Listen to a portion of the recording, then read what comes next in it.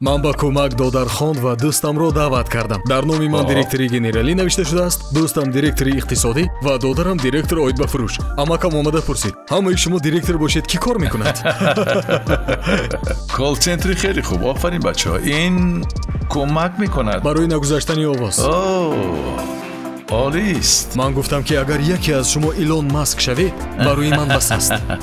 одамон шикоят мекунанд, ин барномаҳои мактабӣ гӯё ки нодаркор бошад. шумо чӣ девона шудед? ман дар ягон ҷои Қуръон нахондам ки бесавод бимон муваффақ мешавӣ гуфта шуда бошад. ҳеҷ кас ба тиҷорат зиён расонда наметавонад баробари соҳиби худи он. агар ту хони рушд ёбӣ, кафолат ҳаст ки дар тиҷорат муваффақ мешавӣ. бале.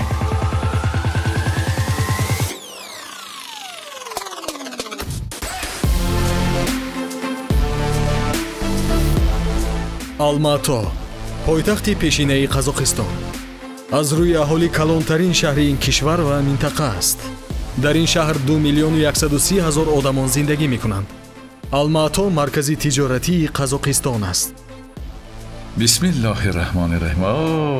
гӯё ки ба амрико омада бошем. салому алайкум дӯстон. хуш омадед. хеле шодам, ташаккури зиёд. олӣ. дӯстони азиз, мехоҳам гӯям ки имрӯз мо меҳмони боз як шогирди беҳтаринам ҳастем.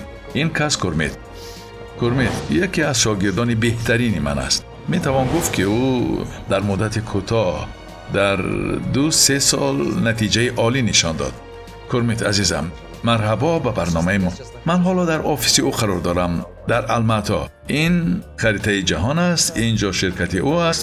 IBC? бале. ман дуруст гуфтам? IBC Group. International Business Center, IBC Group.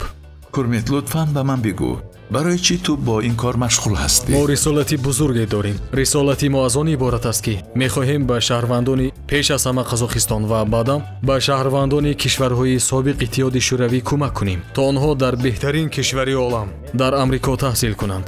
тамоми олам эътироф кардааст, мегӯем ки яке аз беҳтарин кишварҳо, дуруст? бале, нисбат ба дигар кишварҳо дар системаи тиҷорат, дар бисёр соҳаҳо. ана барои ҳамин мо фикр кардем ки агар ҷавонони мо дар он ҷо бихонанд ва пас аз хондан таҷрибаи зиёд гузаронанд, яъне агар дар ширкатҳои амрикоӣ кор кунанд, бо ҳамин донишу фикрронӣ вақте ки бармегарданд, метавонанд дар оянда кишвари моро мисли амрико пешрафтаю мутараққӣ кунанд. барои пешрафти ватанамон саҳм гузоранд. яъне ин хонандагон бояд пешравиҳои амрикоро омӯзанд, илму дониш, тарзи ҳаёти онҳоро аз худ кунанд. дар 5 сол ба ин ҳама одат кунанд. барои қазоқистониҳо мултивизаро то 5 сол медиҳанд. барои ҳамин 5 сол кам нест. агар ҷавоне 9 моҳ дар шаҳр хонда баргардад, тамоман дигар хел мешавад, шаҳрӣ мешавад, бисёр пеш меравад. вақте ки ҷавонони мо ба муддати 5 сол мераванду он ҷо мехонанд ва бармегарданд, аллакай ҷаҳонбинияшон хеле васеъ мешавад. назар ба он ки дар ин ҷо хонанд, беҳтараш дар он ҷо хонанд, пешравиҳоро бинанд ва вақте ки бармегарданд, имкониятҳоро беҳтар мебинанд.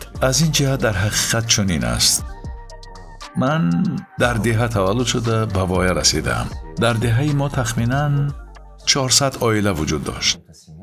охирон хонаи мо буд. хонаи 426 рақами хонаи мост.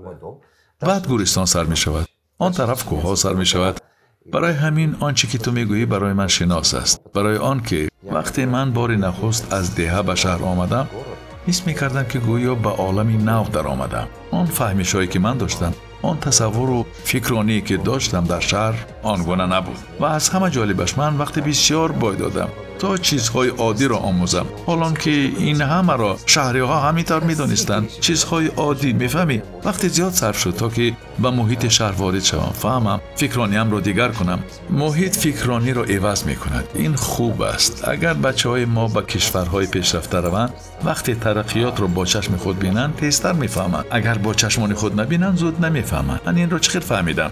солҳои 2000 ман 3 бор хешовандонамро ҷамъ кардам. 3 бор гуфтам ки зиндагиро чӣ тавр бояд тағйир дод. тахминан солҳои 2000 ва 2001 ва ё 2003 буд ва боз соли 2008 ва соли 2009 буд. дар ин муддат хешовандонамро 3 бор гирд овардам, чунки ман кишварҳои ҷаҳонро гаштам ва дидам ки дунё тамоман дигар хел аст. дидам ки дар олам чӣ рӯй медиҳад. ман ба Тоҷикистон баргаштам. бародарон, хешовандон, язнаҳоям ҳамаро ҷамъ овардам. бо ош зиёфат додам ва гуфтам: бачаҳо, биёед тиҷорат мекунем. масалан, ту ошпазӣ, биё барояд ошхона мекушод. میگشاییم. اگر پول نداری بیایید همه $100 جمع میکنیم و برایش آشخانه میکشاییم. من 2 برادر داشتم. یکی با کارهای خواجگی دهات مشغول بود، دهخانی میکرد. من گفتم بیایید همه پول جمع کرده با او کمک میکنیم تا که او پخته پرورش کند. از پرورش پخته پولی خوب به دست آوردن ممکن است. من گفتم که او از کارخانه‌های بیگانه نگیرد. با او 1 تانه سالرکه داده 2 تانه مینوشتند. مثل سرپناه. بعد اگر در بازار آن 2 سامانی باشد با او 4 سامانی مینوشتند.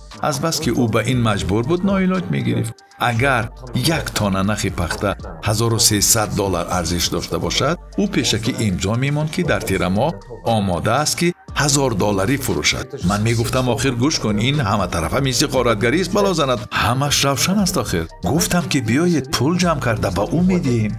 بگذار او این کارو کند. با دهقانی مشغول شود. میدانی؟ هیچ کدام خویشاوندانم مرا نفهمیدند. 3 بار این کارو کردم، هیچ کس نفهمید. اول در دهه کردم نفهمیدن، به شهر آورده فهماندم نفهمیدن. برای همین دوستان عزیز، تنها محیط فکرانی را عوض میکند. گپ‌های کرمت پور را درستند. یعنی اگر مردم ما به کشورهای مترقی روند پس این خوب است. حالا تو میتوانی به امریکا فرستی، در آینده شاید به دیگر جایها فرستی، خدا میداند. اما اگر به کشورهای گوناگون بروند، اگر ببینند که چی طور آنجا منیجمنت، مارکتینگ، ساختار تجارت، سیستم خوب شکل گرفته است، خوب می شود. خوب و بعد ما چیزی که نگوییم وقتی به مغازه می درآییم مقدار زیادی بارها محصولات غرب می باشند. درست؟ وقتی به خانه درآییم بسیار محصولات از خارجه است. پس معلوم می شود که نابسته به گپ‌های ما سیستم غرب خوب کار می کند. اما من طرفدارم که جوانان ما به آنجا روند و خوانند، طرز ساختن کارپرات را آموزند، چون که همه تجارت‌های ما به اسلوب کلانی بنیاد شدند. همه خش و تبار را گرد تجارت جمع می آورند. بعد بیرون از حدود این عائله تجارت رشد نمی کند. آنها باشند این را فهمیدند و این راه را گذشتند و حالا به طرز دیگر کار می کنند. خوب می شد اگر جوانان ما آنجا رفته محض همین را آموزند، اما بعد عنعنه‌های خودمان را فراموش نکنند. نباید ارزش‌های عائلوی را گم کنند. احترام پدر و مادر، احترام اجدادان مهم است. آنها تجربه ها را از خود کنند، بعد بیایند و کشورهای خودمان را نیز مترقی گردانند. انا همین خیلی عالی است. و فکرم تو اینها را به همین روحیه تربیت میکنی و یا آنها با آنجا رفته امریکایی میشوند.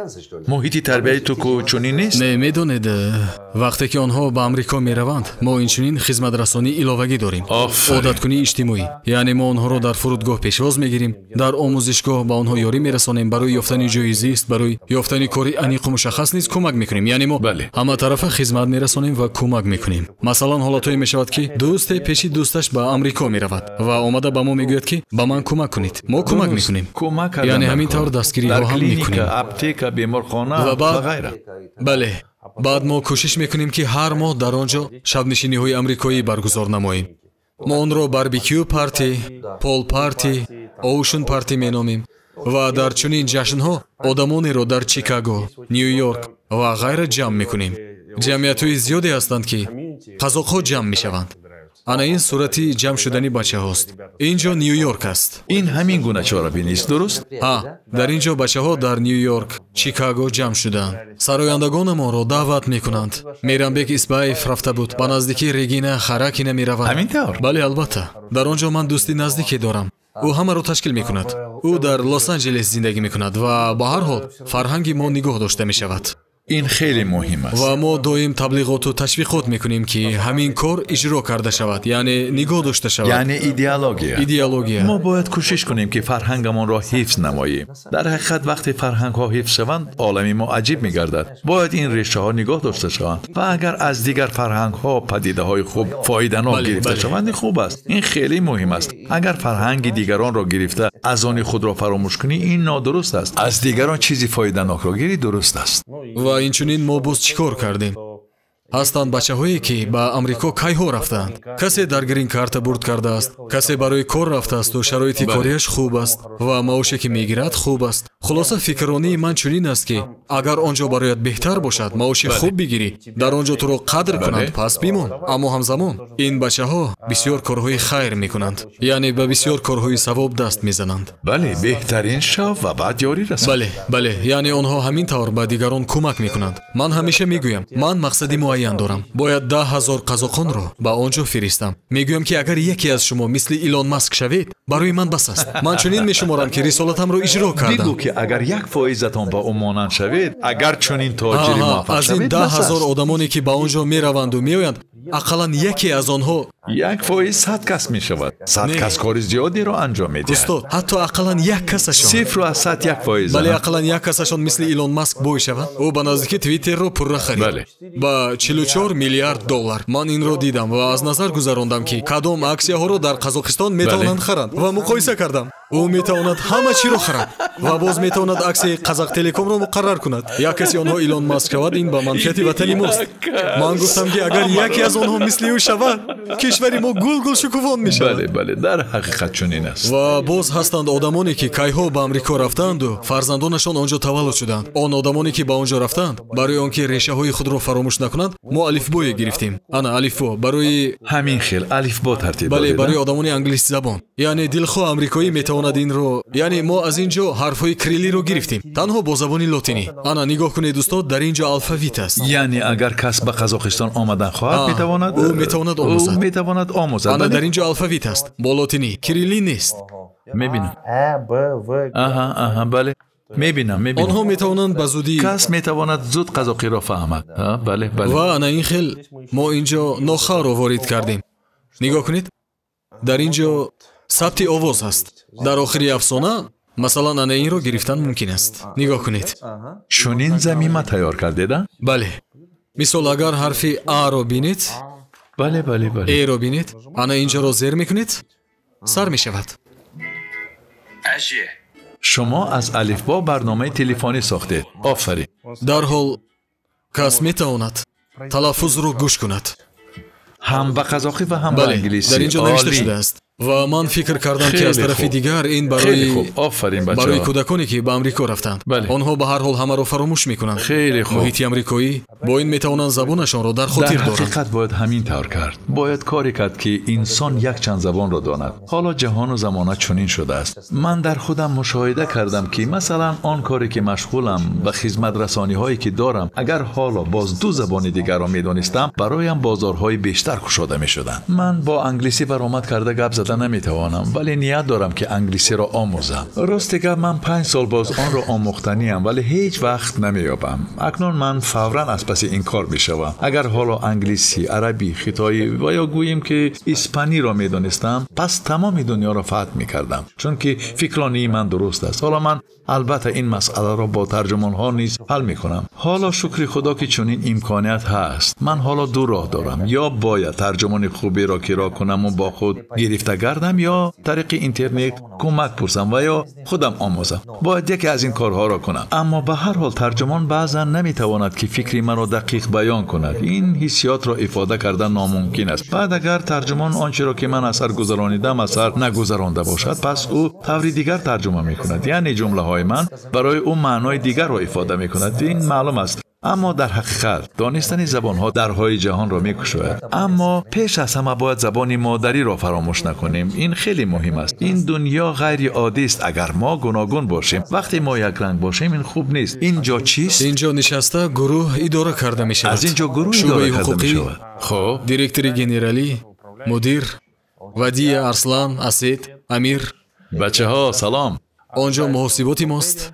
яъне Дар дарун бухгалтер онҷо муҳосибот, мешинад. офарин, олӣ. бале, дар дарун, дар паси мудирон мешинанд. бале, ман мебинам ки дар ин ҷо китобҳои ман аст. бозӣ, ман ва пул. ягон кас баъзан бозӣ мекунад? мо ҳама китобҳои шуморо коллексия мекунем, мехонем Офарин. ва рушд меёбем. ин бисёр кӯмак рӯзҳои истироҳат аз рӯи ин китоби шумо бозӣ ҳам мекунем. офарин. ин бозӣ бисёр кӯмак мерасонад. агар ман ва истифода пулро бозӣ баред мекунем ва пушаймон инчунин намешавед. мо чӣ тавр бой шудан мумкин ва фикрронии одамони бой ва камбағалро мехонем. яъне ҳама китобҳои мебинам шуморо ки мо бисёр мехонем. китобҳои хуб доред. ман ба таври доимӣ ва пайваста хондани китобҳоро тавсия медиҳам. ҳар чӣ ки Ин шумо китобҳо дар хеле мастер-классҳо гуфтед, китобҳоро Бале, тавсия бале, додед, мо бале. гирифтем. вақте ки шумо мегӯед, Бале. ман ба Аслан мегӯям ки Аслан ана ин китобҳоро дастрас кардан дар кор. ӯ баъди як рӯз ёфта китобҳоро оварда дар ин ҷо Бале, мемонад. бале.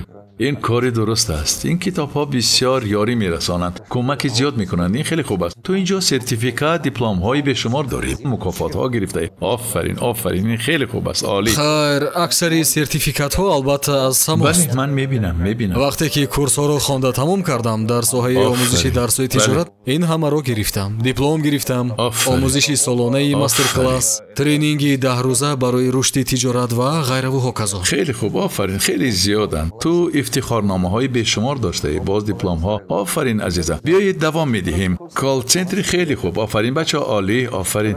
بار دیگر سلام بچه ها. سلام علیکم، خوش آمدید. آفرین. طرح عالی. این کمک میکنه تا که برای نگذاشتن آواز. عالی. باور کنید این گونه واسطه نگذاشتن آواز شما ایزولیت را یکم بار میبینم. در اینجا 16 جای کاری موجود است. بچه ها با بست ها کار میکنند. خیلی و خیلی عالی است. دوستان عزیز، میدانید من بار اول میبینم که در کال سنتر چنین طرز نگذاشتن آواز به کار انداخته شده است. طرح خوب. آفرین. بسیار خوب. کال سنتر عالی. آفرین. کار کردن راحت بخش است، آسان است. این کمک میکنه تا آواز دیگران خلل نرساند. بله. همین طور درست؟ عیناً همین طور. وقتی در آمریکا بودم این رو دیدم. از بالا این هم لازم است؟ نه این رو در اینجا پاکریاتیو مینامند. با این تماما محکم می شود. بله، تماما محکم می شود با پاکریاتیو. این عجیب است، بسیار جالب. تو این رو در امریکا دیدی؟ باری نخست من این رو در کارگاه یک شریکی همکارمان دیدم. آنها چنین کارگاهی فراخی دارند و همه این گونه تجهیزات دارند. از آنها کمی کلانتر است، مثل اتاق کاری. اینجاش این خیلی محکم است. و بعد بله، از آن همه مثل که در هواپیما میشینی در بیزنس کلاس. اما خیلی محکمه. این خیلی میداره و اطراف تو محکم است. و دویم اینجا سمد است. او در هوم بانک کار کرده است و در کال سنتر راهبر بوده است. عالی. در بابت محصولات کردیتی دیپوزیتی آنها نیز عیناً چنین تجهیزات داشتند. خیلی خوب. آفرین. دوستان، اگر شما کال سنتر ساختن خواهید، این فکری عالی است. من بار اول میبینم و به من خیلی پسند آمد. بهترین کاری عالی کرده. من چون این کال سنتر را بار اول میبینم. این شما ایزولیت نمیماند که آوازها به دیگران خلل رساند. موفقیت برادرانم، موفق باشید. تشکر. خیلی زیبا. در حال روحیه امریکا احساس می شود. تو همه پرزیدنت ها را جمع آورده ای؟ بله اینها پرزیدنت هایند. پرزیدنت های امریکا. غیر عادی. در بالا انا این صورت را موندم. مجله فوربس مقاله نشر کرده است. میلیونر از خرابزار. آفرین. مقاله مجله فوربس. آفرین. این خیلی خوب است. دوستان، میخواهم گویم که از قزاقستان نام کورمید در مجله فوربس برآمده است. اگر خواهید نام او را در این مجله با نفوذ ثروتمندان میتوانید بینید. اینجا گوشه امریکا است. بله، اینجا یک برنامه هست. نامش Work and Study. باز برنامه Work and Travel هست. باز هست Federal Work and Study. یعنی این هم برنامه دولتی است. برنامه فدرالی ایالات متحده آمریکا است. و افسوس که آدمانی کم در این باره میدونند. و این طریقی ویزای دانشجویی عملی کرده می شود. یعنی ببین، تو آدمان را میفرستی، آنها در آنجا هم میخوانند و هم میتوانند یگان کار کنند تا که خود را تأمین کنند و غیره. این فایده‌ناک است. این خیلی مفید است. برای اکثریت این مفید است، چون که همه پول زیاد ندارند تا اینکه همه خراجات را تأمین کنند.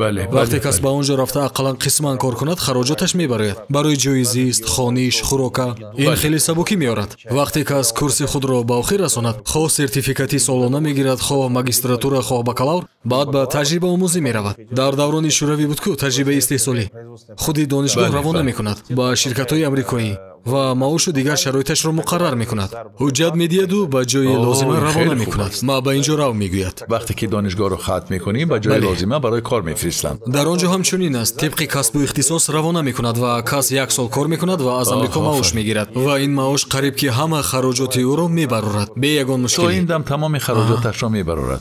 کورمید، پیش از آن که با این کار مشغول شدی، تو با چه کارها مشغول بودی؟ میدونید پیش از این تجارت من با 37 نمودی تجارت های گوناگون مشغول بودم. 37. و این چند سال صرف شد؟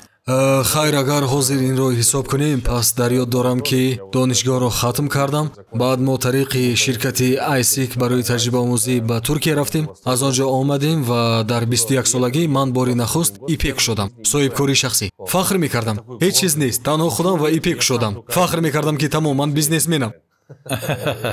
خودم به خودم راهبرم. بله چون این حجتی زرد داشتم. صاحب کاری شخصی. خیلی فخر میکردم. انا بعد از ترکیه شرطنامه ها را گرفتیم و آنها به ما کورتاهای مردانه میفرستادند. яъне аз он ҷо либос оварда мефурӯхтем. дониши тиҷорӣ ки надоштем, мо банкрот шудем, муфлис шудем. ман пули зиёдеро бой додам ва баъд ҳамин тавр ҳоли ман бисёр бад буд. ин барои ман зарбаи сахт буд. бовар мекунед, намедонистам ки чӣ кор кунам. барои ана ҳамин кор чанд соли умри ту сарф шуд? медонед ин ту 37 намуди тиҷорат гуфтӣ? 37. чанд сол сарф шуд? 10 сол. 10 сол. 10 соли умрам. сол ту тавонисти 37 намуди тиҷоратро омӯзӣ. 37 намуди метавонӣ тиҷоратро. номбар кунӣ кадомҳо? масалан тиҷорати маҳсулот аз Туркия, инчунин дар тиҷорати филмҳо мо кастинг доштем ва ман роҳбари он будам. ба Bas Production кӯмак мекардам. албатта бо ҳамроҳии актёрҳо. ба Shine Production ва инчунин дар ин система ба Қазоқ филм.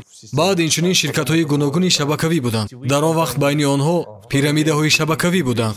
1001 намуди номҳо доштанд. мо бояд месанҷидем. миёни онҳо Гербаваев буд. мо бо он кас салом алейк ҳастем. ғайр аз ин кори мо бурда расондан буд. мо боз дар соҳаи хондан низ сару кор доштем. маориф, яъне дар соҳаи маорифу таҳсил низ чанд муддат кор кардем. мо боз дар соҳаи иқтисодиёт низ кор мекардем. мо чӣ кор мекардем? ба мардум аз ҳисоби сармояи гузоштаашон ҳиссаи махсусе медодем. яъне онҳо сармоягузорӣ мекарданд ва тибқи он ҳиссаи махсуси худро мегирифтанд. дар мо маълум аст ки ҳиссаи муайяне навишта баъдан дигар хел ҳисса медиҳанд. яъне тасаввур кунед, дар коғаз дигар чӣ навишта мешавад ва дигар хел ҳисса мегиранд. бале, ман нахуст ин соҳаро хуб омӯхта баромадам. системаи мазкурро баъдан аз амрико ба ин ҷо овардам ва ман ин соҳаро ки захираҳоро ҳисоб мекунад аз худ кардам. бояд чӣ тавр ин фоизҳоро дуруст ҳисоб кард. ва баъд ман қарор додам ки аз ҳама бонкҳо маълумотҳоро гирд оварам ва ба мардум воқеан нишон диҳам аз кадом банк кредит гирифтан фоиданок аст. хеле аҷиб. ва баъд аз банкҳо омаданду гуфтанд хуш, салом алейкум. шумо чӣ кор мекунед? бале, шумо ҳақ надоред ки бо ин кор машғул шавед. математика аст. бале, охир ман худам математик ҳастам ва дар ҳамин асос ин корро мекардам. баъд ман нуқтаҳои суғуртавӣ кушодам. масалан мошинҳоро суғурта мекунанд ку. ман 50 то нуқтаи суғуртавӣ кушодам. он ҷо ҳавасмандкунии агентияш хеле хуб буд. ҳоло бигӯ, ту дар як чанд самт кор кардӣ ва ту дар ягон самт муваффақ набудӣ. барои чӣ? дар аввал тамоман муваффақ набудам, чунки худам кор мекардам ва додар хондам ва як дӯсти худамро ба кӯмак даъват кардам. дар номи ман директори генералӣ навишта шудааст, дӯстам директори иқтисодӣ ва додарам директор оидбафурӯш. амакам омада пурсид, ҳамаи шумо директор бошед, кӣ кор мекунад? хулас кор барор нагирифт. ҳар кор ками хуб мешуд, вале барор намегирифт. хуб, ва ин як мушкили калон буд, чунки фаҳмиши дақиқе надоштем ки чӣ тавр корро пеш барем. нақшаю фикри тайёру мушаххас набуд. одамони атрофамон низ одамони даркорӣ набуданд. медонед, падару модари ман муаллим буданд ва дар атрофи ман танҳо одамоне буданд ки тамоми умр кор карданд. модарам ҳам ба ман гуфта буд, писарам, рав муаллим шав, яъне муаллими математика шав гуфта буд. тибқи маълумот. гӯш кун, сохти зиндагии ту ки дар он муҳит калон шудӣ ҳамин гуна буд. атрофиёнат муаллимон буданд, яъне дар гирди ту тоҷирон набуданд, мудир ё роҳбарон набуданд. дар атрофат одамони якранг буданд. ҳамаи онҳо буданд. амакам дар кори давлатӣ буд, волидонам муаллим буданд. дар атрофи ман танҳо одамоне буданд ки барои маош кор мекарданду бо он рӯз мегузаронданд. ман онҳоро дида фикр мекардам.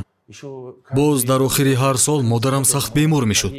баъд мо дар беморхона пули зиёд сарф мекардем, чунки дар 9 моҳ вақте ӯ дарс медод кӯдакон сахт хаста мекарданд. маош бошад кам аст ва боз онҳо каме мукофот пулӣ мегирифтанд ва бо ҳамин пул мо ӯро ба беморхона мебурдем. модарам 2 ҳафта ва баъзан 1 моҳ табобат мегирифт. яъне ба фикри ту сабаби ин қадар самтҳоро таҷриба карданат ва муваффақу қавӣ шудана тавонистанат дар он буд ки ту тарҳи дурусти идоракуниро надоштӣ ва ё дониши кофӣ надоштӣ ва ё ту наметавонистӣ гурӯҳи қавиеро ташкил кунӣ ва ё дар маҷмӯъ ҳама. ман умуман тасаввурот надоштам. ин ҳама гуфтаҳои шумо албатта ки набуд. вале аз аввал худи фикру тасаввуроти дуруст надоштам. дар ин ҷо ҳеҷ чиз набуд. ман ёд дорам ки вақте дар тиҷорати аулита сару кор доштам, Тимур соҳиби он аст. бале, Тимур. ва ӯ ба ман гуфт, гӯш кун, одаме ҳаст бо номи Давлатов. ӯ дарсҳои муқаддимавӣ мегузарад.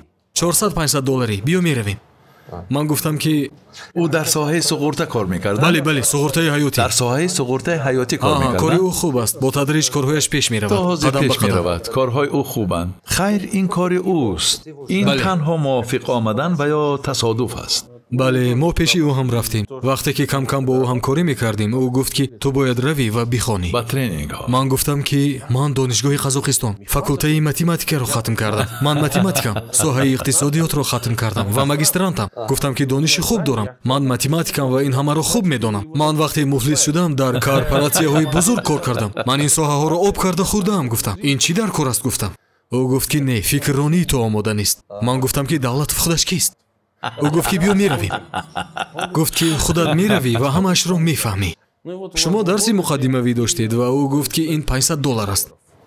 ман гуфтам ки як дарси муқаддимавӣ будааст. ин дарси асосӣ нест? Гуфт ки не, муқаддимавӣ.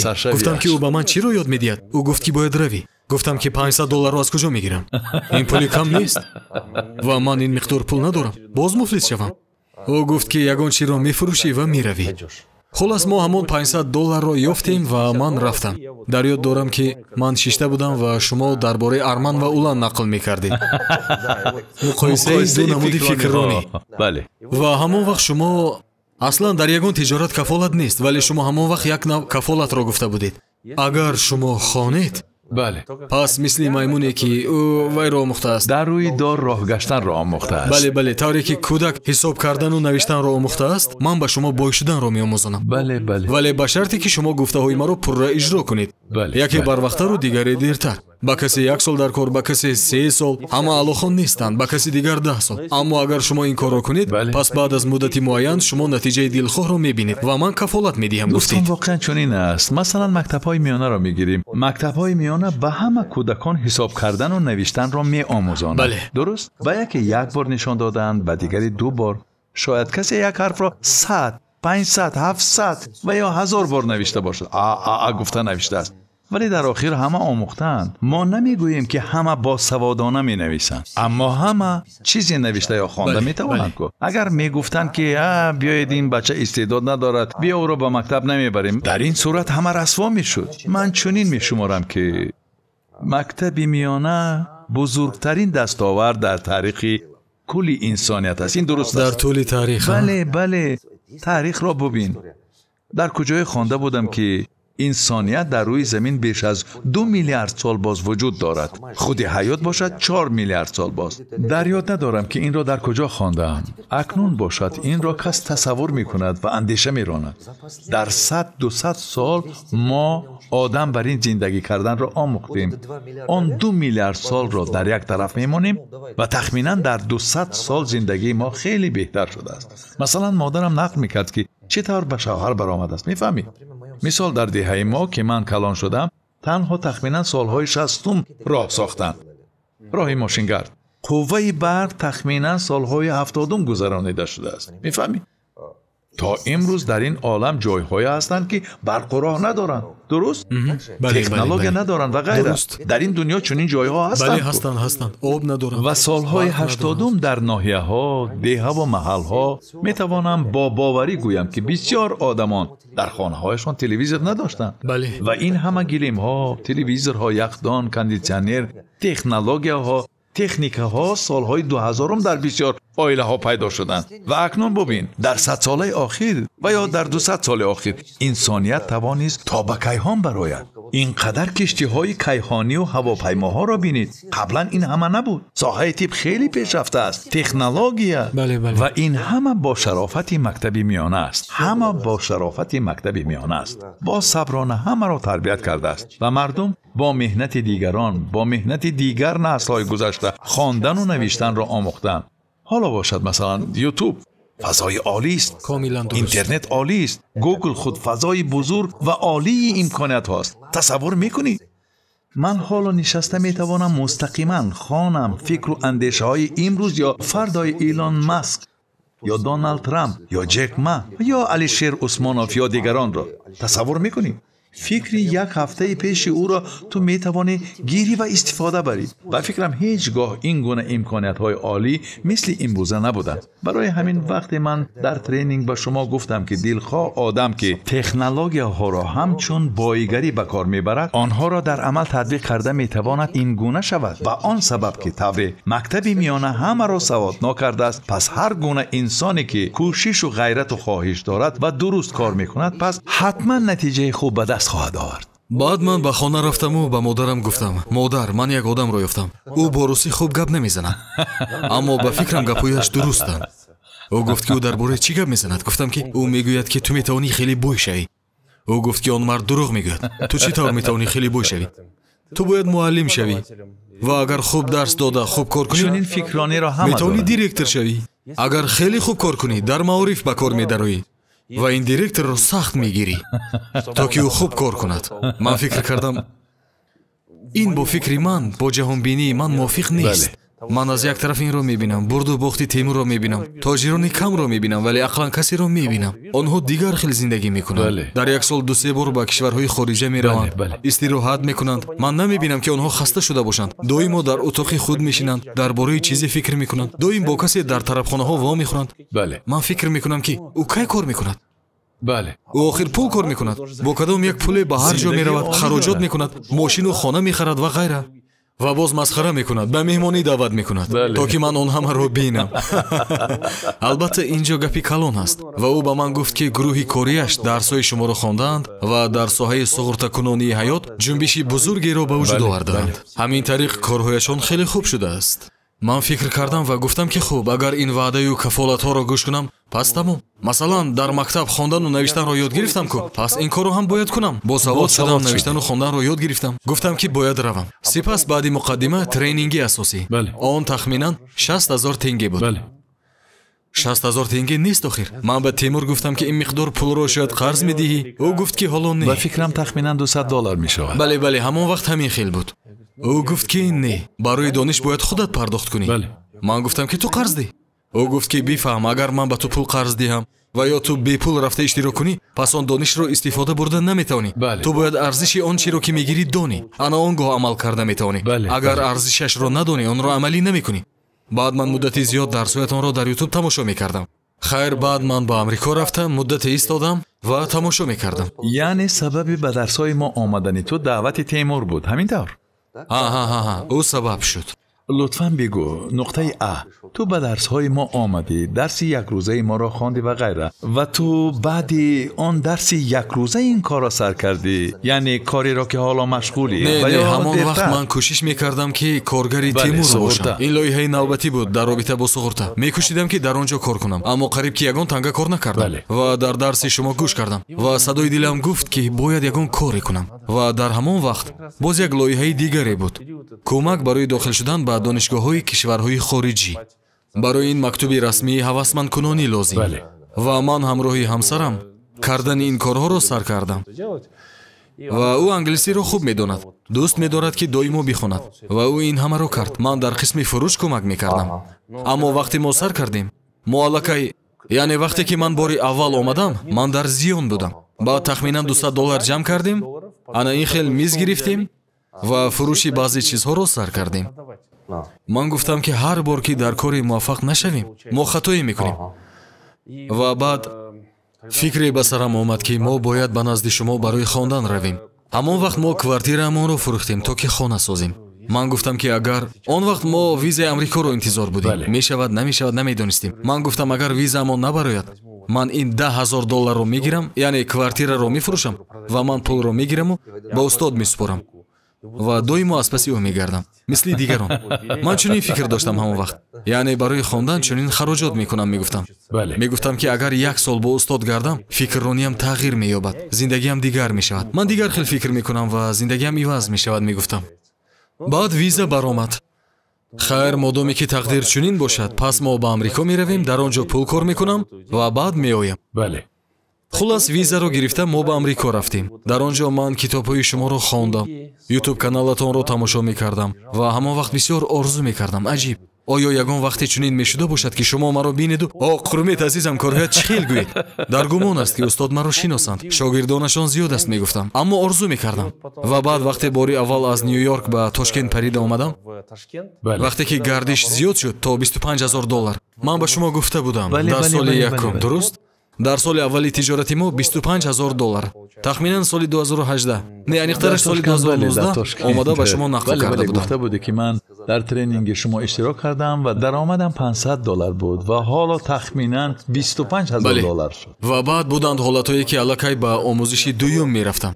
мастер классҳои панҷрӯза ва он дар Қазоқистон набуд, дар Амрико буд. Дар он ҷо нархаш дигар буд. Азимҷон ба ман занг зад ва гуфт ки ту меравӣ?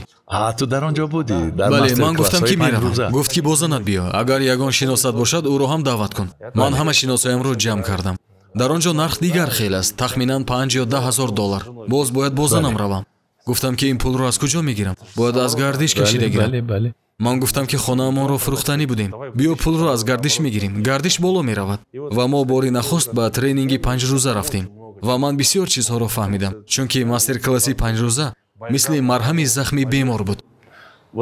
мешавад ку агар ба захм пайваста марҳамро бимолӣ, оҳиста оҳиста он захм шифо меёбад ва ҳатто паяш боқӣ намемонад. дарсҳои шумо ҳам мисли марҳами захм буд, махсусан барои ман бар ин тоҷир ки 37 бор зиён дидааст, 37 бор муфлис шудааст. кор карда. ту то имрӯз дар чанд мастер-класс ва ё дарси маҳорат иштирок кардаӣ? дар 9 то. даҳумаш иншоаллоҳ тахминан дар оянда ё дар Амрико мешавад ва ё дар Остона. ҳанӯз инаш маълум нест. яъне ту 9 бор дар мастер-классҳои ман иштирок кардаӣ? бале. яъне пас аз ин мини мастер-класс ки дар Амрико гузашт, кори ту хуб шуд. вақте ки ман ба он ҷо рафтам, ман инро гӯш кардам. ва чун гӯш кардам, аллакай дар дарунам вай буд. яъне гурӯҳи калонӣ набуд, 3-4 кас. аммо ҳамон вақт дар сарам кашидани нақша сар шуда буд. мешавад ку мисол ту хатоҳои зиёд дорӣ, аммо ҷавобашро ёфта наметавонӣ ки чаро ин хел шуд. аслан одамоне ки мегӯянд, чаро ман ин хел зиндагии бад дорам, эй худо, ту чаро чунин мекунӣ, чаро маро ҷазо медиҳӣ? ман бошам гапҳои шуморо гӯш карда фикр мекунам. гӯё ки тамоми дуоҳои ман ба худованд, гӯё ки тариқи шумо ба ман пешниҳод шуд ва гуфт маҳ, дар 5 рӯз ана ҳамин тавр дод. тасаввур кунед, худо ба ман дар 5 рӯз неъмати бузурге доду гуфт маҳ. яъне маълум мешавад ки тумани сари ту гум шуд ва он сохтор пайдо шуд. биниш пайдо шуд. сохтор, биниш ва аз ҳамон лаҳза эътиборан гардиши ман зиёд шуд. офарин. аллакай соли 2019 мо гардишамонро ба 100 ҳазор доллар расондем. дар соли 2019 ман дар 4 ё 5 мини мастер-класс иштирок кардам ва дар ин марҳила гардишҳо зиёд шуданд. сипас соли 2020 бошад, гардиш боз 6 маротиба зиёдтар шуд. 600 ҳазор доллар шуд. 600 ҳазор доллар. ва ҳоло ман ба омӯзиши солона номнавис шудаам. бале, ба омӯзиши солона. медонед, пардохт кардани пули аввалини дарсҳои панҷрӯза бароям бисёр вазнин буд.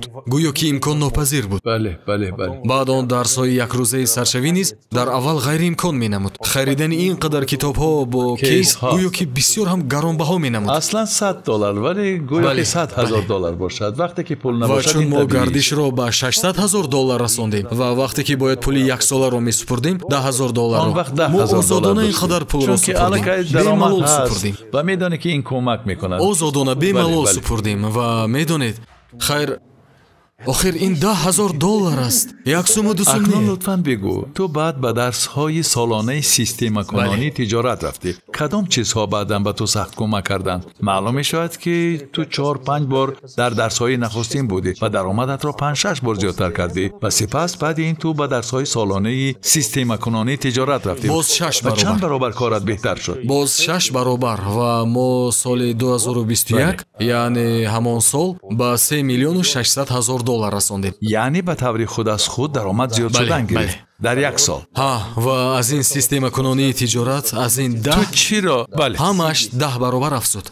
ту ҳар бор омада ҳамашро амалӣ кардӣ? ман омада, яъне дар дарс буда фавран амалӣ мекардам. ман мешиштам, мисол мо имрӯз дарс гузаштем, ман мебаромадам ва дарҳол занг мезадам. бачаҳо дарҳол фалон бачаҳо ин коро кунед, ин коро кунед, ин коро кунед, натиҷа биёред. системакунонии тиҷорат чанд бор иштирок кардӣ? хуш, дар бори якум ман дар гурӯҳи сеюм будам, баъд дар гурӯҳи чорум. якум онлайн буд, дуюмаш офлайн буд, сеюм, чорум, панҷум, шашум 4 бор. 4 бор иштирок кардӣ? бале. ана нозукияти кор. дӯстони азиз, мефаҳмед сирраш дар чист? ӯ 9 бор дар мини мастер-класс иштирок кард. мебинед? агар шумо риштаи борикеро бинед, ӯ вақте ки дар тренинги муқаддимавии якрӯза буд, формулаи аввалинро хуб аз худ кард. ман дар он гуфта будам, бачаҳо дар мактаби миёна ба ҳама гуна одамон хондану навиштанро бо шарофати такрор кардан меомӯзанд. касе дар 1 сол, дигаре дар 2 сол меомӯзад. ӯ инро фаҳмидааст. мисли варзишгаре ки чемпион шудан мехоҳад. агар ту чемпион шудан хоҳӣ, ту бояд як кори муназзамро ҳамеша такрор кунӣ. این را به ما دینمان نیز میفرماید. ببین، ورزش به ما میگوید اگر تو چمپیون شدن خواهی یک کار را مدتی دراز اجرا کن و به تو پسند است یا نیست این را باید تکرار کنی. هر بار منتظم یک کار را دینمان نیز چنین میفرماید. نمیگوید که تمام سال بایگری جمع کن و در آخر عمرت عبادت کن. درست. نمیگوید که چون وقتی خالی یابید بعد عبادت کنید. 5 بار همه روزه نماز خوانید. ببین، من میخواهم که بینندگان این رشته باریک و نازک را بفهمند. راه سوی موفقیت نیست چنین است. عیناً همین خیر است. یک کار را تکرار میکنی، یک کار، اما پیش از این هر بار چقدر فهمیده رفتن میگیری تا رفت بیشتر. یعنی 9 بار در مینی مستر کلاس و 4 بار در سیستم کنونی تجارت اشتراک کرده درآمدت را 6 مرتبه زیادتر گرداندی. و 10 روزه هم هست. بله، مستر کلاس اساسی در ماه انور بود. بله. یعنی این همه x5 x6 طرف زیاد می شود. شما الکی می بینید یک چند شنوندگان و شاگردان ما یک چند نفرشان موفق شدند. آخر در اینجا یک نفر نیست کو. اگر یک کس x5 x6 می گرفت ما می گفتیم این تصادفاً شده است. وقتی که 80% و یا 90% شاگردان این گونه موفق می شوند، پس این تصادف نیست، این مشخصاً پیشرفت است، تکنولوژی است. این قانونیتی مشخص است که هر کدام شما نیز تکرار کرده می توانید نتیجه خوب به دست آورید. یعنی تو 4 بار در درس سیستم کنونی تجارت بودی و همه بخش ها را عملی کردی. آنجا مارکتینگ است، اداره کنی کارمندان هست، که شما حالا در اینجا می بینید هر چی که شما گفتید بینید که اتاق چه خیلی آرا داده شده است. آنجا تلویزیون است، موفقیت های ما دائما موسیقی هست. در اینجا ترینینگ ها می شود. ما با سیستماتیزاسیون کننده ما جای دیگر را اجاره نمی گیریم. در همین جا مستر کلاس ها می شوند. 50 کس اینجا می خونند. دیگر وقت دیگر کارها. یعنی ما با نیت و نظر نیک وای را سر کردیم. عملی کردن درس های ما را سر کردیم. آفرین. باز یک چیز را می خواهم به شما گویم دوستان. می بینید اگر شما بار چیزی را عملی کنید شاید آن نتیجه دلخواه ندهد، شاید دهد. شما بار دیگر بعضی مخصوصیت و نازکیت ها را عملی کردن میخواهید، شاید در بار دوم آن نتیجه کم دهد، در بار سوم شاید باز هم بیشتر، در بار پنجم باز هم بیشتر. اما بعضیشان را 10 بار هم کنی نتیجه نمیدهد، چون که بعضی پارامترهای دیگر را عوض کردن لازم. شاید کارمند دیگر به این کار مشغول شود، شاید این را در دیگر بازار سنجیدن در کار است، شاید محصولات دیگر را سنجیدن در کار. یعنی احتمال بعضی نازکیت ها را که تو یک بار کردی نتیجه نبود، ولی بعد وقتی یک چند بار کردی این کارهایت خوب شدن. من به شما میگویم بله، وقتی که من آنلاین شنیدم آخر شما درس میدهید کو از امریکا تا اینجا فرقیتی ساعت هست 11 ساعت. من از آنجا زنگ زدم میگویم که فلان کارو کنید، بعد روزی دوم میشنوم و میگویم من آن دفعه نادرست فهمیدم، همش رو برعکس کنید. در اینجا حتی راهبران نیز عادت کردن، میگویند که تو آنچه رو درست فهمیدی بگو و بعد ما میکنیم. همین خیلی هم میشود. یعنی بعضا در دفعه یکم کس میتواند دیگر خیلی فهمد. درسای شما میدونید چی خصوصیت دارند؟ وقتی کس قرآن میخواند قزاقان ابای جلو دارند، راهی ابای 3 باب. هر بار که آن را میخوانی هر دفعه دیگر خیلی میفهمی، چقدرتر میفهمی. وقتی که من هر بار به درس ها میروم آن دفعه من به شما گفته بودم. بله. یعنی مادرم به من گفته بود که من شرم میدارم که به چشمان استادت نگاه کنم، چون که تو مثل دخانی که از صنف به صنف گذشته نمیتواند دائم به یک خیل درس های یک رنگ میروی. من گفتم که اینطور نیست، ولی به نظر او همین خیل است. مادرت فکر میکند که پسرم را از امتحان گذرانید در مثل که در مکتب باشد، مثل که در مکتب باشد. در مکتب اگر تو دخان باشی به صنف دیگر گذشته نمیتوانی، در همون صفت میمانی. همینطور است کو. شاید که این خیل من به او میگم که بله، من میگم که آخر نتیجه است کو.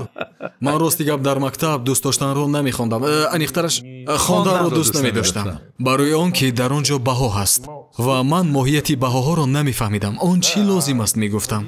بله، والدانم دائما در کار بودند و وقت نداشتند که شینند و به من فهمونند. در دوران شوروی بیبی و باباها نشسته با افسانه ها این همه رو میفهموندند. حالا همه بیبی و باباها زمانوی اند، این سو آن سو میدوند و وقت ندارند. باز اینکه من کودکی یگانه در عائله‌ام و ما از بیبی و بابایم جدا میزیستیم. وقتی که من به درسای شما آمدن رو سر کردم، خود دیروز من با پدرم نشسته بودم. پدرم شوخی آمیز به من خندیده گفت нахонди ки нахонди. Акнун аз хондан ҳеҷ баромада наметавонӣ. Дуҳим шишта мехонӣ. Ту ин қадар чиро мехонӣ? Мегӯяд падарам. شاید آنها فکر میکنند که وقتی ما خواندن میگوییم اصلا بسیاری ها همین فکر میکنند. وقتی بیا به خواندن رویم گویی گمان میکنند که گویا این مثل مکتب باشد. مثل دانشگاه ها، مکتب و دانشگاه ها لازمند. دانش اکادمی میدهند. درباره همه چی تصورات عطا میکنند. پایه میگذارند و غیره. حالا باشد دائمی خواندن در کار تا که به حیات مطابق در این شوید. به من چی پسند آمد میدانید؟ در این دانش‌ها به من واقعا چی پسند آمد؟ آن دانش‌ها طوری که فهمیدم برابری پولند که تو دیرتر به دست میاری. بله. ана ҳамин нақшаи олист. барои ман ин беҳтарин аст. масалан, ман амал кардам ва ин аст натиҷа. ман ё кам фоида дидам ё бисёр. агар амали ман дуруст бошад, пас пули бештар кор кардам. нодуруст бошад, кам. яъне ман аз шумо дониш мегирам, баъд омада онро амалӣ мекунам. ман одамонеро дидам ки дониш мегиранду амалӣ намекунанд. ман мегӯям ки пас чаро рафта дониш мегиред? амалӣ кардан лозим. Бале. амалӣ кардан боиси он мешавад ки пули ман хеле ва хеле зиёд шавад. بله.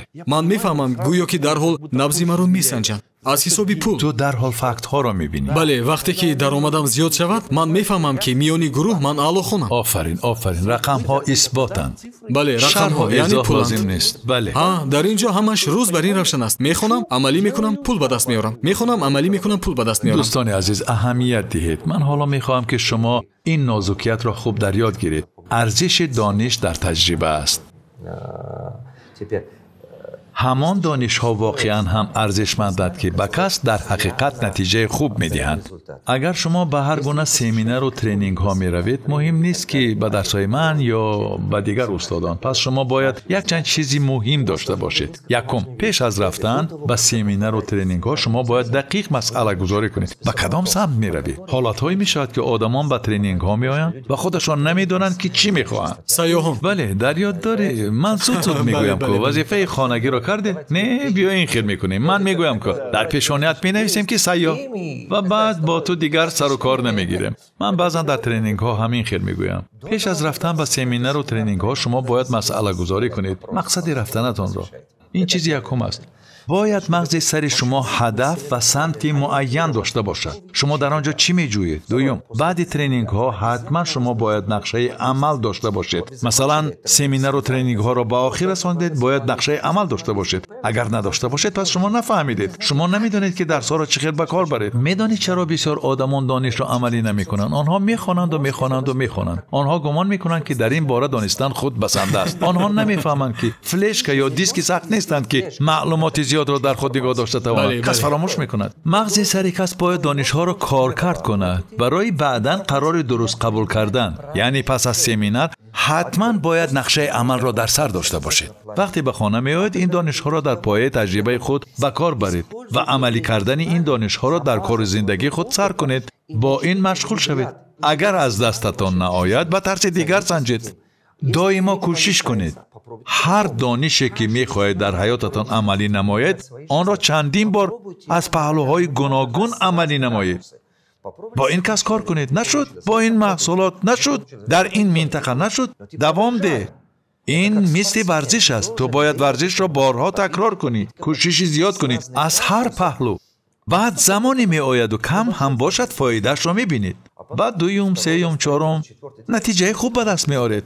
و مهمش وقتی بار یکم قرار نگیرد رو افتاده نشود. بله. دانش چنین چیز است که تفکر شما را آهسته میپزاند. آهسته، مثل تخمی که سبزیده دیر حاصل میدهد. دانش میبل نیست که رفته خرید، یا لباس نیست که زود رفته بخریم. خب درست، با لباس سپاتر میشوی، اما دانش را فهمیده زود دانا و یا میلیونر شده نمیتوانی. این خیل نمیشود. این دیمیدرال نیست که به درد زود دوا بخشد. وقتی دانش را عملی میکنید یک چند نازکیت های مهم پیدا میشوند. یکم این که وقتی در بار اول کار قرار نگیرد رو افتاده نشوید. بار دوم هم ناامید نشوید. بار پنجم رو افتاده نشوید. و مهمش این نازکیت و این دانش ها را با آنهایی که نمیفهمند و یا از این ساحت دورن محاکمه کردن در کار نیست، چون که آنها شوق کس را میکشند. در حقیقت همین خیر میکنند. بهترش با آنهای محاکمه کنید که در این ساحه پخته شده. آنها برعکس دستگیری کرده میگویند کارت را دوام ده، تو در راه درست هستی. من دیدم که اگر با آدمان موفق این کار را محاکمه کنی، آنها به تو کمک کرده روح بلند میکنند و میگویند که غم نخور، دوام ده، خوب میشود. اما خدا ناکرده با کسانی ناموفق و یا آدمانی از این ساحت دور محاکمه کنی، آنها در حال به تو میگویند این همه سفسطه است، این ناممکن است، این کار را نکن. بعضی ها میگویند این دانش ها بیفایده‌اند. بعضی ها میگویند که اگر خدا ندهد چیزی نمیشود و غیره. اما خدا به تو عقل داده است کو، خیرت داده است کو. من در یگان جای قرآن نخواندم که بی سواد بمان موفق میشوی گفته شده باشد. این طور نیست. خداوند به کس این خیل میدهد. چه خیل؟ گوش کنید دوستان، من این را برای آن میگویم تا که شما درست خلاصه برارید. نگاه کنید، خدا به انسان امکان انتخاب داده است و چیزی جالب ترین این چطور؟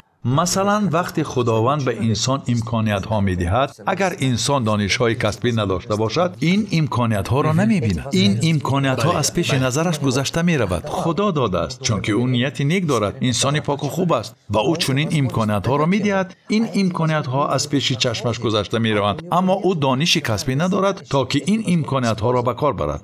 مثال ما همه اثر گذرانیدیم، سالهای 2000 1990 را، لحظه های گذریش را. کسی از این لحظه ها استفاده برد باعث شد و کسی نه. این واقعیت است. کسی این امکانیت ها را ندید. از این رو وقتی میگویند خدا به فلانی داد و به من نداد، این نادرست است. من این سحر در تفسیر قرآن شنیدم که خداوند به شما یا از مهربانیش میدهد و یا از عادلیش، یا وقتی شما ارزنده‌اید میدهد و یا از مهربانیش میدهد.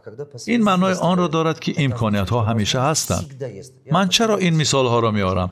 میخوام آن آدمانی که خود را باور کنانیدند که خدا به او داد و به من نداد، این نادرست است. این تماما نادرست است. مادامی که به تو حیات را داد، پس به تو این امکانیت ها را نیز داده است. بعداً به خودی تو بسیار چیزها وابسته‌اند. پسرانی من با مастер классҳои кӯдаконаи шумо рафтаанд. ду бор ба лагери кӯдакона ду бор. аз саҳар мо роҳ меравем, муҳокима мекунем. хайр, ман аз саҳар бо писаронам даву тоз мекунам. ӯ лоиҳаҳои тиҷоратӣ дорад. пас аз ин мо ҳамеша лоиҳаҳои тиҷориро муҳокима мекунем. зеҳнаш тез аст. ӯ саҳар меояд ва мегӯяд ки ман чунин лоиҳа дорам, биёед муҳокима мекунем. раҳора ӯ ба ман дар ин бора нақл мекунад. تو خودت یک لحظه تصور کن. ببخش که گپت را بریدم. اندیشه کن. شاید همسالان او 13 سال است. شاید همسالان او سرگرم تماشای فیلم‌های تصویری باشند و یا با کارهای بیفایده و نافهما مشغول باشند، با تلفن بازی و غیره. او چند سال است؟ او 13 سال است. ببین که لایحه را محاکمه می‌کند. بله، و او باز مسئله‌های متماتیکی را خوب حل می‌کند، چون که او متماتیکا را همچون اکویوالنت پولی می‌فهمد. میگوید که این یک قسم تجارت است. از پونکت A به پونکت B فلان خیل ماشین رفت. پس آن باید در وقتش رسد. اگر دیر کند میتوانند او را جریمه بندند. اگر سری وقت آید مکافات پولی میدهند. یعنی من باید وقتی رسیدنش را درست حساب کنم. میگوید او یک جای کردن علم و حیات را از خود کرده است. بله بله، تو میفهمی؟ او این مسئله ها را حل میکند. پیشرفت زندگی در یک جای کردن یک چند علم های زمانه است. وقتی به کودکان درس میدهم میدونید چی میگویم؟ میگویم که کدامتان خوب خواندن را دوست نمیدارید. بسیاری ها دستشان را میبردارند. بله. بیایید به شما میفهمانم که متماتیکا چیست. بعد به آنها میفهمانم که چه خیلی متماتیکا تا آخر عمر به آنها یاری میرساند. مثال، تو ماشین خوب داشتن میخواهی و یا خانه خوب؟ بیا فرمول متماتیکا را میبینیم. در مکتب در درس متماتیکا به ما سفارش میدهند و تو آن را حل کرده میتوانی و عمیق میدانی که حل آن هست. پس چرا آدمان در زندگی گمان میکنند که حل مشکلاتشان وجود ندارد؟ این باید عقل ما را وادار سازد تا عادت کند که هر گونه مسئله را حل کردن ممکن است. اکنون من با مدل متماتیکی نشان میدهم. برای حل این مسئله تو کدام یک فرموله را به یاد میاری. مثلا فرموله پیفاگورا که چندین از پیش ایجاد کرده است. تو بعضی راهها را به یاد میاری و درست کارگزاری کرده مسئله را حل میکنی. اکنون بیا در حیات میبینیم. تو خانه خریدن میخواهی و یا تو میخواهی عائله سالم بنیاد کنی. بله. این مسئله یا سفارش است. ساختن خانه این مسئله است. یا آن را میخری و یا میسازی. خب برای ساختن پول لازم. پول را همین طور گرفتن نمی شود. برای پول را گرفتن راه یگانه چیزی را دادن است. اکنون من چی را داده می توانم؟ این همه متماتیک است. تو فرموله را درست جابجا گذاری میکنی. او هم عیناً همین را محاکمه میکند. اکنون ببین، من با آنها نشان میدهم چرا شیمی، چرا فیزیک، چرا متماتیک، چرا این فنها را در مکتب خوب آموختن لازم است. من چنین میشمارم که هر ترقیاتی که من و تو در این عالم میبینیم با شرافت پایه فهمش انسانیت است. آدم فهمید که چطور یک چند علمها را یک جای سازد مثلا چرا ما توانستیم به کیهان براییم؟ آنها توانستند کاربردی متماتیک را آموزند. متماتیک را با فیزیک. مثلا فیزیک می آموزد که سرعت شمال چند است، سرعت در زدن زمین چند است، استرولوژیا و غیره. 3-4 علم را یک جایه کردند و آن تکنولوژی‌های لازمه را ساختند. این همه را یک جایه کردند. ساحه تیپ این خود شیمی است، بیولوژی نیست. درست؟ با شرافت این فنها ما سالمیم. به شما صادقانه میگویم دوستان عزیز، من آن آدمانی را نمیفهمم که به فرزندانشان میگن که این برنامه‌های مکتبی گویا که نادرکار باشد. شما چی دیوانه شده؟ مگر آن چیزی را که در عالم روی میدهد تماما نمیبینید؟ بینید این همه نتیجه یک جایه کردن دو فرموله است. درست؟ دو فرموله را یک جایه کردن. همین خیر. همه موادی که ما میبینیم، ورق عادی که در دستتان است نتیجه علم است. قلمی که در دست دارید، همش ماشین ها و غیره. مکتب پایه چیزهای اکادمی را میدهد. بعد وقتی در زندگی تو یک جایه کردن آنها را آموزی، عالی می شود. و کودکان چی را می آموزانم میدانی؟ این مکانیزم ها را چطور در حیات باید استفاده برد. برای همین بسیار شاگردان ما اعلاخوان هستند. آدمان خیلی زیاد، چون که در کجا استفاده بردن آنها را میفهمند. دوستان عزیز، اگر شما به سمینار و ترینینگ ها و یا این گونه درس ها روید، شما باید درک کنید. همان دانش هایی را گیرید که حالا برایتان در کارند. خود را به فلشکه پر از معلومات تبدیل دادن لازم نیست. خود را به ارشیو و یا بایگانی تبدیل دادن در کار نیست. آن دانش هایی را گیرید که حالا ضرورند، طبق احتیاجتان. امروز این علمی لازمه را گیرید و استفاده برید. لازم نباشد نگیرید. آن دانش هایی را گیرید که سطح زندگیتان را بالا میبرد. باز یک چیز مهم، هر گونه علمی که شما میگیرید باید اثبات عملی داشته باشد. یعنی تو رفتی و کردی، پس باید که طوری که تو گفتی با رقم ها نتیجه آن نمایان باشد و یا با فعالیت این نتیجه عیان باشد. عالی. خیلی خوب، بگو آید به گروه ما چی گفته میتوانی؟ آخر تو در یک چند گروه ها خوانده ای، درست؟ درباره گروه ما چی گفته میتوانی؟ آید به طبقه آدمان، صفت آنها چی کسانند؟ میدونید وقتی که من همچون شاگرد یا شنونده نشسته مشاهده میکنم، یعنی از یک گوشه، از نگاه و نظر دیگر، من بچه‌هایی را میبینم که همین که میآیند روح بلندند، زنده دلند. باز بعد مدتی بچه‌ها را می‌بینم که دوام آموزش معلوم می‌شود که حیاتشان، تقدیرشان تغییر می‌یابد. با من از همه بیشتر آن پسند است که به این درس رفته. می‌دونید، یعنی علم‌ها یک گونه‌اند، اما هر بار گوش کرده می‌فهمم که برای خود چیزی نوی می‌یابی. چیزی نوی عوض می‌شود و نه از آن سبب عوض می‌شود که تنها من عوض شدم، من تغییر یافتم. من حس کردم که در شما نیز عوض می شود، چونکه طرز رساندن درس با طرز دیگر، عامل‌های مهم در تجارت‌های شخصی شما نیز به چشم می‌رسند. یعنی در تجارت خودی شما آنجا چی کاری رو انجام دادید و درک کردید و چون از نو به گروه دوم می‌دارید، من می‌بینم که آن فرق می‌کند و در اینجا شما می‌گویید که با کیس و مثال‌ها در کرونا ویروس این خیل بود، در آن این خیل بود و کس در تجارت خود جاری می‌کند. میفهمد که باید عوض کرد و دفعه به دفعه عوض میکند. چیزی مهمی دیگر باز محیط است. من آن را مثلا با همصنفم محاکمه کردن نمیتوانم که او تجارت را نمیفهمد. من آن را با همکورسم محاکمه کردن نمیتوانم که او کارگری عادی است، چون که او نیز مشکلات خود را دارد. من نیز در تجارت مسئولیت‌های خود را دارم، او نیز در کارش مسئولیت‌ها دارد. کاری او از سحر به کار رفتن است، راهبر دارد، باید کارش را درست اجرا کند، مثلا باید حساباتش را در وقتش سپارد و غیره. من باشم مسئولیت‌های خود را دارم. از کجا کارگری خوب یافتن ممکن، جای خوب یافتن ممکن، استراتژی را رشد بخشیدن ممکن. ما مشکلات و مسائل گوناگون داریم. من با او کارهایم را محاکمه کردن نمیتوانم. در گروه باشد، وقتی که بچه‌ها پیدا شدند، من دوستانی نو و خیلی خوب یافتم. تاجرانی که در کاری خود موفقند. بعضی‌ها علاقه میلیون‌ها کار می‌کنند و برای آموزش پیشتان آمدند. بعضی‌ها میلیون‌ها قرض و قواله دارند. آنها نیز میآیند و میآموزند و قرضشان را برمیگردانند و کارشان پیش می‌رود. تو شاهد می‌شوی که چطور حیات آنها تغییر می‌یابد. من علاقه بسیار شاوک‌آور دیدم که چطور آنها تغییر می‌یابند. از این مسافت من سیاحان را نیز دیدم. آنها هر دفعه همین طور میآیند، گوش می‌کنند و دفعه دیگر میآیند و من شوق پیدا کرده میگویم گوش کن، اگر استاد تو وظیفه خانگیت رو اقلاً 50% اجرا نکنی و تو رو در آمدن نمیموند، امروز به درس می آمدی، من با شوق انا همین خیل سوال ها می دیم. او میگوید که وای پس من کیهان نمی آمدم. من میپرسم که چرا؟ میگوید که من گوش کردم، به خانه رفتم، شیشته فکر کردم و گفتم که بعد میکنم و انا همین طور بعد ماها دوام کرده طول کشید. ман мегӯям ки охир ту баъдро фаромӯш кардӣ. охир чӣ буд ба ёд ор?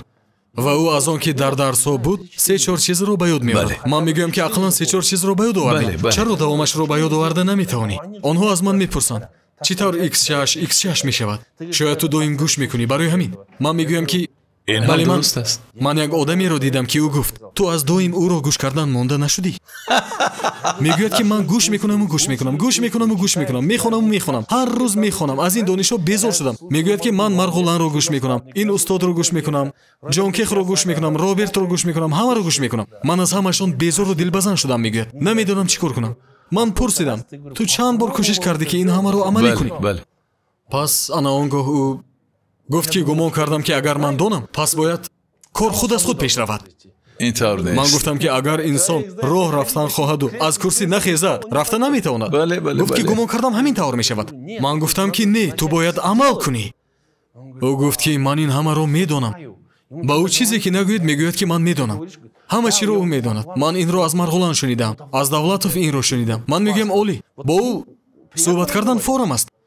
аммо дар амал аз ӯ фоидае нест. бале, бубин Шароб, дар оғоз ман аллакай 23 сол таҷрибаи кори бо одамон дорам. дар оғоз баъзан фикр мекардам, масалан ана ин одам вазифаи хонагиро накард, ӯро даромадан намон.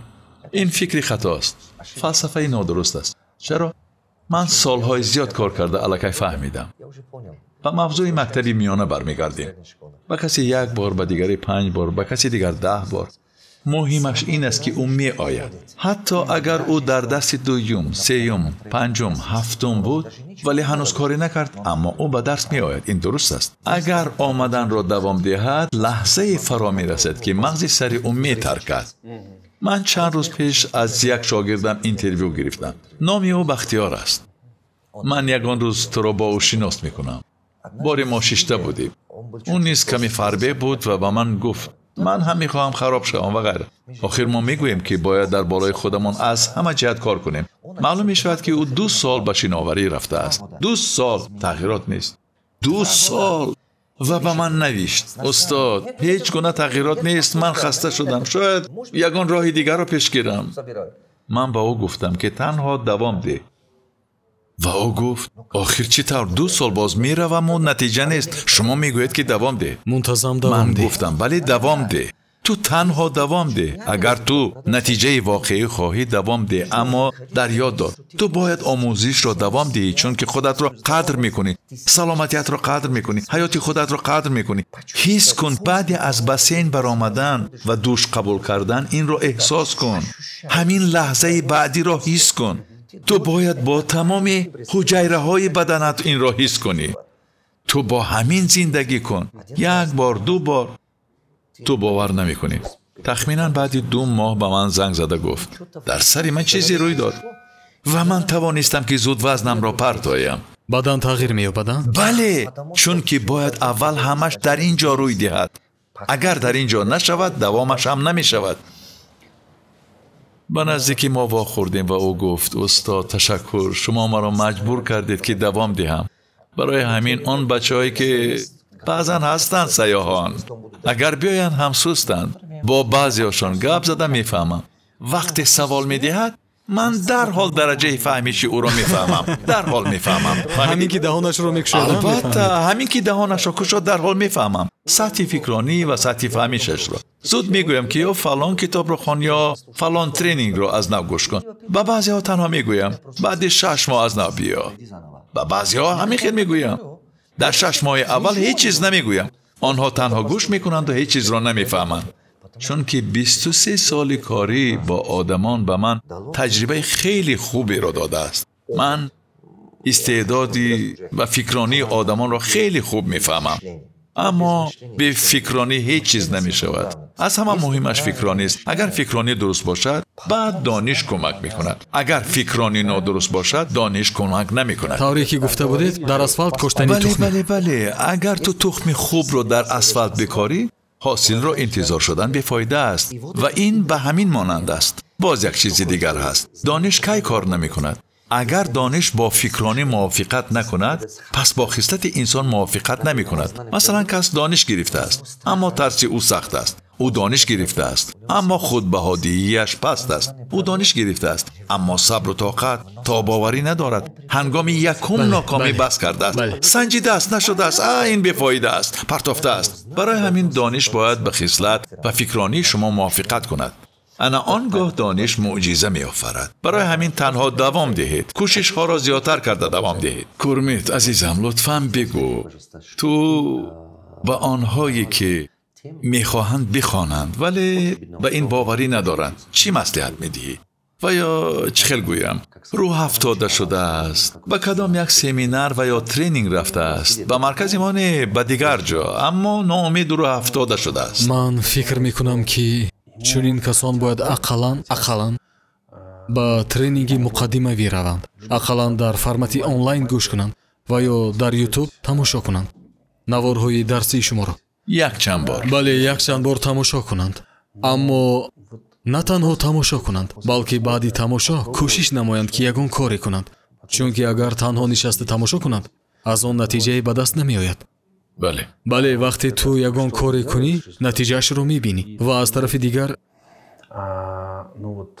نتیجه های خیلی زیادی رو دیده. مثلا من از شما در مجموع از سما بسیار نتیجه های خوبی رو به دست آوردم و من صاحب دوستانی خوبی زیادی شدم. با میلیونرهای بسیار شناس شدم. خیر من 36م و آنها 57 کسند. وقتی که من آمدم آنها همگی 27 یا 25 نفر بودند. و آن همین محیط آدمانی هستند که به طور دیگر فکر میکنند، به طور دیگر میبینند، به طور دیگر کمک میکنند. من و پول که شما آن را از نو تحریر کرده اید نیز کمکی زیاد میرساند. مثال ما در اینجا جمع میشویم، بچه‌ها بازی میکنند. در آفیس‌های هر یک شهر روزهای استراحتی طبق امکانیت همین بازی رو میکنند. ما به هر یک دیرکتور توفه کردیم و اونجا چنین چیزی هست که تو به دوره کلان میبری. در دوره خرد تو هر یک تنگه رو حساب میکنی. در دوره کلان اگر برای خریدن زواد به تو پول نرسد تو میگویی که گوش کن عزیزم میتونی به من 100,000 دهی، من میخرم و ماه دیگر برمیگردانم و او به تو بی‌ملال میدهد. چون که او دارد. بله بی‌ملال میدهد. این مثل زندگی است. ما آن را به بازی تبدیل دادیم تا انسان درک کند که در زندگی این همه چی طور روی میدهد. آخر ما شریک، سرمایه گذار و غیره همچنان در دوره خردی تو از او نه تنها 100,000 گرفته نمیتونی بلکه 500 یا 100 گرفته نمیتونی. 100 دیگویی میگوید که نه نمیتونم. من خودم از تو قرض پرسیدم. در اونجا بارم خوب است، در اینجا خوب است. چون که محیط نیست. اما در دوره کلان خودی همان آدم وقتی به دوره کلان میبرد به طور دیگر بله و او درحال به طور دیگر رفتار میکند. من فکر کردم که این در بازی حالی است، همچنان در زندگی نیست.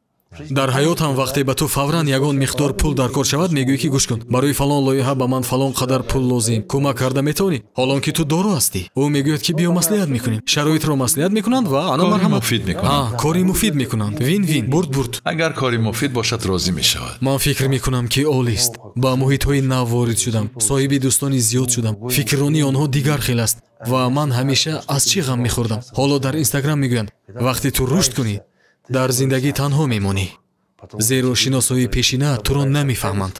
برایت جالب نیستند، بیفایده. و چون تو رشد میکنی پروا نکن. در لامبورجینی تنها 2 کس سوار میشوند، در اتوبوس باشد بسیار کسان. آدمانی موفق تنها میمانند.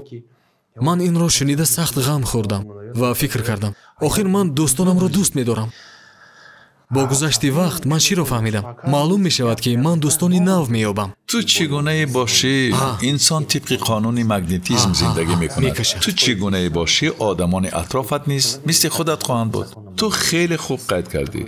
در بازی من و پول آن همه را من از خودم بافته نبرآوردم بلکه در حیات واقعی دیدم و در این بازی جا کردم. از نتیجه کنسولتاسیون های زیادی که دادم. بله تو واقعا درست گفتی.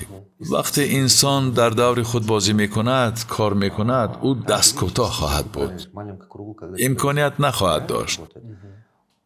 وقتی باز همان آدم به دور کلان می آید دیگر می شود. این چی معنی دارد؟ در جمعیت ما و یا به طور دیگر گویم در محفل ما حضور داشته عموماً به مرکز سما آمده کس به همان محیط و یا دوره وارد می شود که شماره زیادی آدمان موفق هستند. آنها تو را در بسیار کارها دستگیری می کنند. بعضی بچه‌های ما شریک تجاری می کابند و فکرم تو هم به خود شریک یافتی. بعضی‌ها می‌خواهند تجارتشان را کلانتر کنند، بعضی‌ها با همدیگر تجارتی نو می‌کشند، بعضی‌ها میزاجان نو می‌یابند، بعضی‌ها بار تأمین کن می‌یابند، بعضی‌ها سرمایه‌گذاران را می‌یابند. انا همین خیلی است. در اینجا واقعا همین خیلی است. بعضی‌ها برای خود موضع‌های نو را کشف می‌کنند و غیره. من توصیه می‌دهم که حداقل این بازی را کنند. مثال حالا خانم البینا در الماتو این بازی را می‌گذراند. روزهای استراحتی و به فکرم هر ماه و یا روزهای استراحتی در همین بنا برگزار می‌کند. بله. و من حداقل با آنجا رفتن را توصیه می‌دهم. از همین می‌توانند صبر کنند. چونکه ما این بازی را در آمریکا نیز می‌کنیم. وقتی که دانشجویان می‌آیند ما بعضن دانشجویان رو جمع میکنیم 6 نفری بازی میکنیم و میدونید که من چی رو فهمیدم با همه اون سنگ‌های بازی طوری میافتند که عین زمان سطح زندگیشون همون طور است. چون که فکرانی او همین خیلی است. مثلا او یک سنگ رو داشت، یک سنگ رو گرفت و بازی میکند. وقتی که غلبه کند میتواند 2 سنگ رو پرتوید. اگر خیریه رو جدا کند پس میتواند 2 سنگ رو 3 بار پرتوید. بله. و او یک سنگ رو میگیرد میپرتوید و رقم 6 میبرد. آنگاه او میگوید که استید من باید 2 سنگ رو پرتویم. آخر من 2 تا دارم کو. فراموش کردم میگوید. ما میگوییم که خوب 2 سنگ رو پرتو. او 2 سنگ رو میگیرد. ما دیدیم که در آنجا نوشته شده بود اگر او 6 پرتوید بیکار میماند. و تقدیر رو بینید که او هم به نزدیکی بیکار مانده بود. کارش رو از دست داده است. به نزدیکی از دست داده است. و او 2 سنگ رو گرفته میپرتوید و باز 3 یا 6 میبرد. من گفتم که از تقدیر جای گریز نیست. فهمیشی انسان چگونه که باشد همون خیلی میشود. میدونید در این بازی کس ما خیلی حیران شدیم. او پرتافت و در 2 امکانیت هم یک خیل برآمد. بله فکرانی انسان چگونه که باشد سطح زندگیش نیست همون خیلی میشود. میفهمی این خیلی است. انسان تنها در چارچوبه فهمیشش به کامیابی ها نائل میشود. موفقیت انسان از دایره فهمیش او بیرون برآمدن نمیتواند. سرحد دستاورد انسان و سطح فهمیشش برابرند. او از این بیش کاری کرده نمیتواند. تو با من گفتی که گروه ستاره ها را گرد آوردی. از روی کدام پرینسیپ ها آن را ساختی؟ میدونید این پیش از همه دستی تقدیر است. بله. وقتی که ما برآوردیم هر یک بسته را به طور آمریکایی نامیدیم. کاپیتانی آمریکا، آدم تورتناک، بله. آیرون تانوس، بسته ها رو ما همین طور نامیدیم. و چون بعداً به نزد شما برای آموزش رفتم باری شما گفته بودید وقتها با تنهایی گذشتند. پیشتر تنها ژان کلود وان دام بود و یا بله بروس لی، راکی بالبوآ و باز دیگران. حاضر میبینیم که همه مشکلات جهان رو حل میکنند. تمامی جهان رو با یک جویا کردنی یک چند قهرمانان، درست؟ بله. انتقامچیان و غیره. و همین برای من خیلی مهم بود، گرد آوردن گروه. بله. و میدونید چی کمک کرد؟ وقتی که من بانکروت یا مفلس شدم برای دیگر لایحه ها نیت داشتم که پول جمع کنم. با مدتی، بعضا در نیم سال، بعضا در 1 سال، در جمعیت سهامی کلان. در آنجا من رهبران داشتم. آن وقتها من دیده میگفتم که اوه چه خیلی رهبری خوب است. من میخواهم که همین خیلی رهبر باشم و یا این گونه رهبر بودن نمیخوام. من بچه‌هایی را دیدم که با آنها کار کرده بودم. بودن بچه‌هایی که خیلی فداکارانه و صادقانه کار میکردند و در نتیجه در کار خیلی خوب پیش میروند تا رفت موفق میشوند. بعضی ها باشند همین طور میرفتند، یعنی بیفایده، تنها در کار باشند. بله.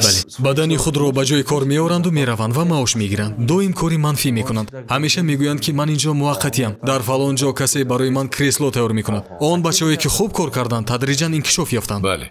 و چون ما انکشاف یافتن را سر کردیم و توانستیم که با مقداری خوب معاش دهیم، من با آن بچه‌های صادق و پاکوجدانی که خودم کارگری آنها بودم مراجعت کردم.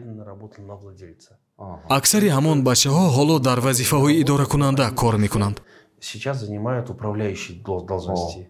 من اول آنها را همچون مشاور دعوت کردم. این همه را من در مستر کلاس 5 روزه گذاشتم. ما شعبه مشخص داشتیم.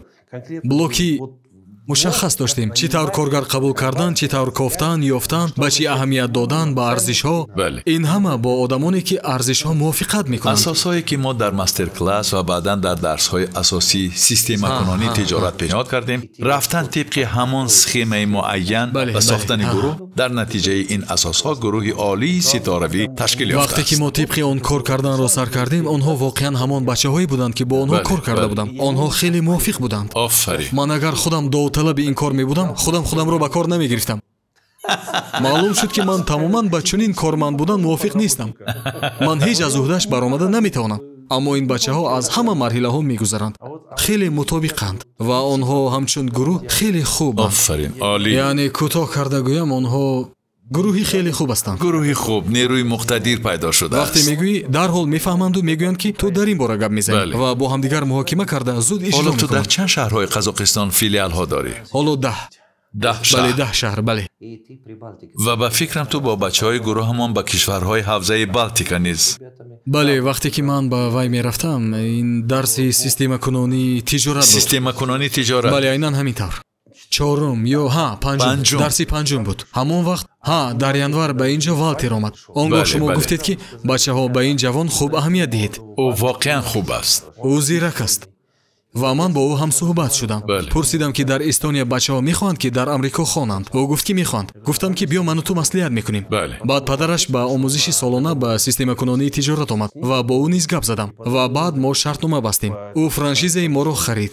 Якум барои Эстония ва барои имконияти фароғ кардан дар Европа. хуллас ҳамин тавр маслиҳати мо пухт, шартномаҳоро бастем, коро сар кардем.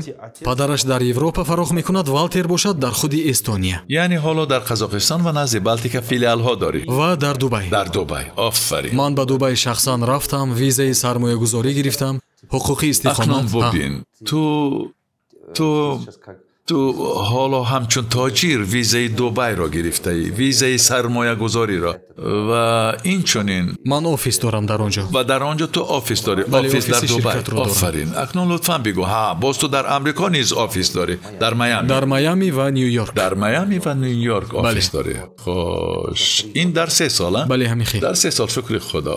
ва боз мехостам аз ту пурсам, ба фикрам ту ба наздики соли гузашта боз визаи тоҷири лаёқатмандро гирифтӣ, дуруст? бале.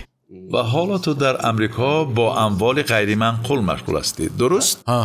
бале. яъне вақте ки мо ин ҳамаро доир ба системакунонӣ гузаштем, боз як чиз аст ки шумо зуд мегӯед. доим дар сарам аст. он чӣ ки ту мерасӣ ба ту мерасад. он чӣ ки ту зуд мерасӣ, ту ҳамон мешавӣ. ман баъд фаҳмидам ки зуд ба шумо худамро мерасонам, тақлид мекунам. шумо инро ҳис намекунед, чунки тариқи онлайн ҳамеша 4 ё 5 соат ҳар рӯз ман аз саҳар вақте ки мехезам, ҳатман вақти худро ҷудо мекунам, маҳз ба эҷод кардан. дар як ҷои стратегияи фикрронии камбағалон ва сарватмандон шумо гуфтаед ки фикри мо ҳамон аст, як хел аст, аммо фикри дирӯза 99% гум мешавад агар ту нахонӣ, агар ту устод надошта бошӣ, бо каси муваффақ муошират накунӣ. дар ҳолати ман вақте чунин одамон ҳамаи муваффақон пеши ман давида омада бо ман муошират намекунанд. он гоҳ ман аудиокитобҳо, дарсҳои овозӣ ва тарҷумаи ҳоли онҳоро гӯш мекунам. ҳар рӯз камаш 3-4 соат аз они шуморо гӯш мекунам. он маводҳои дарсӣ ки пас аз омӯзиш дар ихтиёри мо мондааст гӯш мекунам ва ин дар ҳақиқат мағзи сарро дигар мекунад. офарин. ин воқеан барои инкишоф ба ман ёрӣ мерасонад ва ин инкишоф ба ман имкон медиҳад ки корро калонтар кунам ва ман тренингҳоро оид ба системакунонии тиҷорат хондам ку ва дар он ҷо шиносои хубе ёфтам то муроҷиат кунам. дар ин ҷо ба ман ордени ҳурмат доданд барои саҳм гузоштан дар рушди кишвар. баъдан ҳамчунон ман аз ассотсиатсия, аз ассамблеяи мардуми қазоқ барои саҳм гузоштан дар пайвастани ду кишвар мактуби раҳматнома гирифтам ки албатта ин боиси сарфарозист. баъд ҳамчунон мо дар вай дар тағйири қонуни андоз дар қисми криптовалюта, дар технологияи нав, вақте ки дарҳол андозбандӣ кунед чӣ тавр соҳибкорони навкор азоб мекашанд, раҳматнома гирифтам. ин дарди ман буд, чунки танҳо дар ҳамон сол ман 200 миллион тенге андоз супурдам. баъзе мизоҷон ҳамин тавр диданд ва дар сториси худ менавиштанд. гуфтанд ки роҳбари ин ширкат аблаҳ аст, ин корро ҳал карда натавониста андозро содиқона ҳалол супурд. ман фикр мекунам ки ту худат аблаҳ ҳастӣ, чунки бо ин пулҳо кишвар обод мешавад, роҳҳо бунёд мегарданд ва ғайра. албатта инҷо нозукиятҳо хеле зиёданд. ана ҳамин тағйир медиҳад. ин хеле муҳим аст. софдилона кор кардан муҳим аст. барои он ки ин ҳам сатҳи фикронӣ аст. бисёр одамон намефаҳманд. ва бо шарофати ҳамин ман 20 апрели ҳамин сол мактубе гирифтам дар бораи он ки Иёлоти Муттаҳидаи Амрико маро ҳамчун тоҷири соҳиб истеъдоду лаёқатманд эътироф кардааст. ва баъди ин грин карта доданд. Имтиёзҳояшро медонид. Барои тамоми оила гуфтанд ки боз биёед. Боз имкониятҳои зиёд. Бале, инчунин ман боз аз беҳтарин донишгоҳҳо якчанд даъватномаҳо гирифтам. онҷо гуфта шудааст ки омада дар даргоҳи мо хонед. фаҳмиши дохилии маркетинги онҳо ба худашон хос аст албатта, аммо маҳз ҳамин грин карта назар ба грин картае ки мебуранд фарқияти калоне дорад. тибқи категория фарқ мекунад ва одамон дигар хел муносибат албатта охир мекунанд. ту тоҷири лаёқатманд ҳастӣ. дар бонкҳо ва ё фондҳои онҷо имкониятҳои хубе дорӣ. барои тиҷорат беҳтарин имкониятҳо ҳастанд. хуб, дар воқеъ баъзе одамоне ки шуморо мешиносанд вақте ки бо ман гап мезананд мегӯянд ки ман бо ту гап мезанаму устодро мешунавам. ман мегӯям ки чунки ман устодро ҳар рӯз гӯш мекунам. ин хуб аст, воқеан чунин аст. нигоҳ кунед дӯстони азиз, ин хеле муҳим аст. шумо метавонед дилхоҳ одамро пурсед, дилхоҳ касро пурсед, се чизи муҳимро пурсида дар ҳол мефаҳмед ки дар 20 соли наздик ӯ чӣ тавр хоҳад зист. се савол диҳед ба дилхоҳ кас. барои ин олиму академик будан ё пеши фолбин рафтан шарт нест. дар ҳол ояндаи 20 соли ӯро мефаҳмед. якум, ту чӣ мехонӣ? шогирди кӣ ҳастӣ? бо киҳо муошират мекунӣ? ана ҳамин се саволро диҳед. он гоҳ зуд ояндаи ин одамро мефаҳмед ки дар 20 соли оянда ӯ кӣ мешавад, чӣ тавр хоҳад зист ва ғайра. чунки ин се чиз фикронӣ ва боварӣ ӯро ташкил медиҳад. ту чӣ мехонӣ? устодат кист? бештар бо киҳо муошират мекунӣ?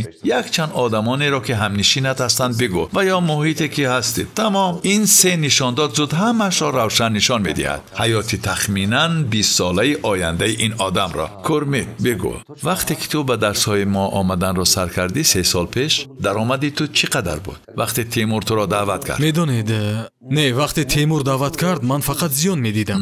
зиён. баъд ҳар чӣ ки монд ҷамъ кардем ва ҳамагӣ $200 ҷамъ намуда аз он сар кардем. гуфтам ку дар саршавии кор $200 буд. ҳозир бошад гардиш $600,000 солона. соли гузашта ҳамин хел буд. соли равон бошад ҳудуди он фарохтар шудааст. офарин. раҳматномаву дигар имтиёзҳо ба даст овардем ва тибқи ҳисоби мо медонед чӣ тағйир ёфт. мо ҳамин сол кори хубе кардем. ин бисёр ҳам иқдоми оқилона буд. мо бештар автоматизатсия кардем. шумо ҳар гуна хароҷоти маъмуриро нест кардед. хароҷот кам шуд. хароҷоти маъмурӣ. гардиш зиёду фоида кам буд. акнун фоида зиёдтар мешавад. бале, дуруст. гардиш шояд як хел истад ё кам шавад, вале даромад бештар мешавад. 2 баробар зиёд мешавад. мо офисҳои нодаркорро нест кардем. танҳо ҷойҳои фоиданок боқӣ монду халос. бале, он чӣ ки бештар фоида меорад, ин дуруст аст. ин марҳилаи инкишоф аст. дилхоҳ тоҷир ин марҳиларо ҳатман мегузарад. роҳу илоҷи дигар нест. хуб, дуюмин саволи муҳим. само барои ту чӣ аст? хуб, пеш аз ҳама само ин муҳит аст. муҳити одамони муваффақ. ақаллан одамоне ки кӯшиш мекунанд муваффақ бошанд, дониш гирифта мехоҳанд тағйир ёбанд. дуюм, ин арзиши он аст. яъне арзиши маънавии он. бо шарофати он ки ман ба он ҷо рафта бо одамони зиёд суҳбат мекунам, худам ҳис накарда ман тағйир меёбам. чунки он ҷо одамони зиёде ҳастанд ки 5 вақт намоз мехонанд. одамони зиёде ҳастанд ки ба тиҷорат аз нуқтаи назари ислом менигаранд. фаҳмишҳои мо якхеланд. аз ҳама муҳимаш ба фикрам доштани дастрасӣ ба имконияти муошират кардан бо шумо 24/7 аст, яъне доимӣ. чунки ин муҳим аст. баъзан мешавад ки дар тиҷорат ягон хел мушкилӣ пайдо мешавад ва кас аз камтаҷрибагиаш дарҳол роҳи ҳалли онро ёфта наметавонад. мисле ки дар мактаб мешавад ку ба ту вазифа медиҳам, аммо ту ҳанӯз ин мавзӯъро нахондаӣ. ман дар ҳамин наздикӣ дар омӯзишгоҳи ҷумҳуриявии физика ва математика таҳсил кардаам. агар ту фалон мавзӯъро нахонда бошӣ, ин масъаларо ҳал карда наметавонӣ. пас ба муаллим муроҷиат мекунӣ. баъд муаллим мавзӯъро мегузарад. ӯ саросима нест ки масъалаи туро ҳал кунад. ӯ чӣ кор мекунад? мавзӯъро мегузарад, мефаҳмонад, мисолҳо меорад. баъд дар асоси он мисолҳо ту ин масъаларо метавонӣ ҳал кунӣ. дар он ҷо ҳама чизу лавозимот мавҷуданд, китобу дигар ашё. ва барои ман хуб аст вақте масъалае пайдо мешавад, ман фикр мекунам, роҳҳои гуногунро фикр мекунам. баъд маслиҳати шуморо мегирам. шумо мегӯед ки ана ин тавр кун. фалон одам ана ҳамин хел мушкилӣ дошт. ин ҳолат фалон вақт буд. дар ҳаёти ман ана он хел ҳолат буд. ва ҳоло ин хел кунӣ масъала ҳал мешавад. ҳадди аққал ман фаҳмише мегирам ки дар кадом самт фикр кардан дуруст аст. бале бале агар чунин имконият намебуд, намедонам шояд ман ба ин дастовардҳо баъди 10 ё 20 сол мерасидам ба ин сатҳе ки қарор дорам. бале ва имконияти аз шумо маслиҳат пурсида тавонистан барои ман бахти бузург аст ва само барои ман танҳо манфиатовар асту халос. бо само ман хушбахтам. ташаккур. бале, ман ҳадди ақал медонам ки ин хеле ҳам фоиданок аст. истифода бурдани таҷрибаи касе ки дониши хеле фаровон дорад. ва баъзан мо ҳамчун инсон аз сабаби бедонишӣ метавонем ба хатоҳои хеле бузург роҳ диҳем. бале аз сабаби бисёр чизҳоро ман надонистам. дар ҳаёти худ ҳодисаҳоеро дидам ки масалан мешавад ку ман ширкате кушодам ва як шогирдам низ ин ҳамаро ёд гирифта мегӯяд ки ман ҳамашро медонам ва рафта худам мекушоям. ва кас албатта чунин фикр мекунад. оҳ гурсухта, чӣ тавр ин корро кард? мераваду мисли шумо ширкат мекушояд ва ба кори шумо халал мерасонад. бале аммо бо гузашти вақт гапҳои шуморо шунида ман фаҳмидам ки ӯ ин корро мекунад, аммо баъзан дуруст дарк накарда. бале дуруст дарк накарда. ҳатто намефаҳмад ки бедониш аниқ зиён мебинад. аммо ин ва як чизи муҳиме ки ман фаҳмидам ин аст: ҳеҷ кас ба тиҷорат он қадар зиён расонда наметавонад баробари соҳиби он, баробари фикрронию. мисол ту агар хонию рушд ёбӣ, аниқ тиҷоратат инкишоф меёбад. бале ва ин фикрро ҳам ман аз шумо гирифтам. баъзан мешавад ки ман ягон корро нодуруст иҷро мекунам, баъзан ба хашм меоям, метаркам, худамро тамоман дошта наметавонам. ва шумо бисёр сабурона мегӯед ки Курмет азизам, иншоаллоҳ ҳамааш хуб мешавад. натиҷаро худо медиҳад. кори мо амал кардан аст. ту амал кун, кор кун мегӯед. ман фикр мекунам ин ҳама сабурӣ аз куҷо? мо ба одамон мегӯем ки мо шуморо сарватманд карда наметавонем. ту худат сарватманд мешавӣ. ман танҳо роҳро нишон медиҳам. аммо ин роҳро ту тай мекунӣ. ту ин роҳро бояд худат тай кунӣ. ин роҳи туст. ин роҳест ки худованд барои ту интихоб кардааст. ҳатман бояд онро тай кунӣ. барои ҳамин агар шумо ба кадом як сатҳе расидед, баъдан пеши шумо девор бошад. агар шумо то ҷое расидед ва дар саратон туман бошад, пеши роҳатонро дида натавонед. агар ягон вақт шумо худатонро танҳо ҳис кунед ва касе набошад ки муошират кунед, коратонро муҳокима намоед, чунки дӯстони атрофи мо фикронии дигаргуна шояд дошта бошанд. агар шумо воқеан ягон хел ғояи хубу олӣ доред, агар орзуҳои бузург доред, аммо намедонед аз чӣ сар кунед, пас дар ин ҳолат ҳатман устоди ёфтан дар кор. با ما باشید. نوارهای ما را در یوتیوب تماشا کنید. پس به سوالهایتان جوابهای زیاد می‌یابید. سوالهایتان را نویسید، ما تا حد امکان جواب می‌دهیم. تشکر کورمیت عزیز. رحمتی کلان. به شما هم رحمت استاد. کورمیت یکی از بهترین شاگردان من است. او در گروه فردی ما می‌خواند و باز در گروه کوراتوران هم هست. و به دیگر بچه‌ها در خوب اجرا کردن وظیفه‌شان کمک می‌کنند. از این رو دوستان، کورمیت می‌توانم با باوری گویم که یکی از شاگردانی که توسط سیستم ما میلیونر شد تو است. بله، البته بیشتر. برای آن که بعضی شاگردان ما می‌آیند و آنها الکی میلیونر هستند. بعضیشان با سیستم ما کار کرده بعد میلیونر میشوند. خلاص دوستان عزیز، مرحمت کنید به سما. در آنجا وا میخوریم تا بازدید در سما. رحمت عزیزم. با شما هم رحمت. تشکر. رحمت.